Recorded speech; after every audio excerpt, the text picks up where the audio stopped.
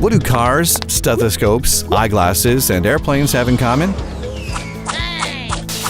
Nickel and copper. Nickel and copper are natural minerals that come from deep inside the earth. In fact, everything around us is made from raw materials that come from the earth.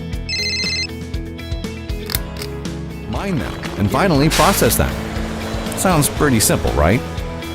The process of getting these minerals out of the ground is much more challenging than that. And without mining, we wouldn't have the many things we rely on every day.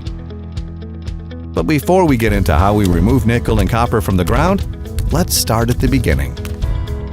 1 billion years ago, magma came up through the Earth's crust, cooled, and formed the present-day Eagle nickel and copper ore deposit. While most understand the importance of nickel and copper, what many don't realize is that locating them can be like trying to find a needle in a haystack. Finding the Eagle deposit required a lot of flying, drilling, testing, and most importantly, patience. The first step is to send up an aircraft equipped with special instruments to detect irregularities in the Earth's crust. We call these irregularities anomalies. Anomalies may not always be minerals. Sometimes, while looking for minerals, we discover things such as a buried pipe, steel buildings, and, every once in a while, an antique tractor. Here's where it starts to get challenging. Only 1 in 10,000 discoveries are useful anomalies, and only 1 in 100,000 are worth mining. Based on those odds, it's safe to say that the Eagle mine is truly an anomaly. So, once found, our team arrives, pinpoints the exact location, and drills into the earth to extract core samples. The core samples and further testing tell us that the rock has minerals, what kind and in what amounts. Based on this, we can begin the process of preparing to mine. And thanks to advanced technology, science, and engineering, we are able to remove these minerals from the ground in a manner that is safe for our employees and protects the environment.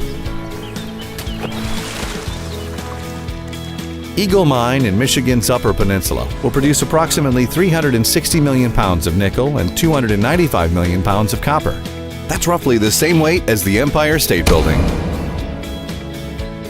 In fact, now in production, Eagle Mine is the only primary nickel mine in the United States and produces 1.5% of the world's nickel. So how do we get all of this out from 1,000 feet below the surface?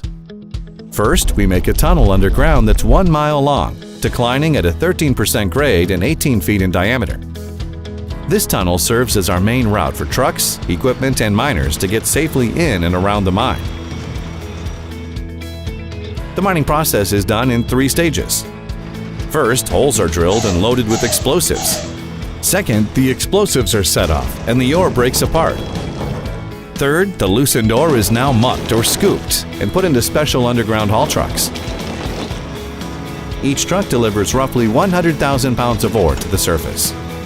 We mine from the bottom up, and once an area is mined, we fill it with a special mix of rock and concrete. This helps the ground stay nice and solid so we can continue to mine the other areas. Now, semi-trucks get loaded with the rock and drive over 60 miles to the Humboldt Mill, using the same roads we use every day to go to school, work, and the store. When the trucks arrive at the Humboldt Mill, these basketball-sized ore pieces are crushed. Not once, not twice, but 3 times, reducing them to marble size. Next, the ground-up ore heads to the ball mills, which contain 3-inch or baseball-sized chrome balls that grind the ore down to the size of beach sand. At this point, water is added and both the nickel and copper are now a slushy, semi-liquid blend called slurry.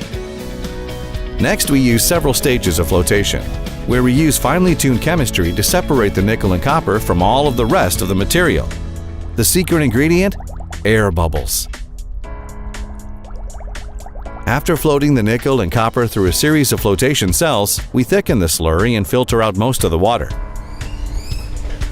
Finally, we have nickel and copper concentrates. All of this because of a needle in a haystack. The nickel and copper concentrates are loaded into train cars, covered, and sent on their way. This is where the process ends at Eagle.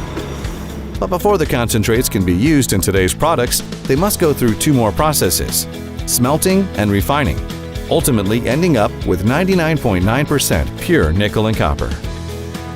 Unlike the old days, when mining ends, we will restore the surface back to its original natural condition. As you can see, mining is a pretty amazing story that starts in our own backyard and ends with many of the things we enjoy using in our daily lives.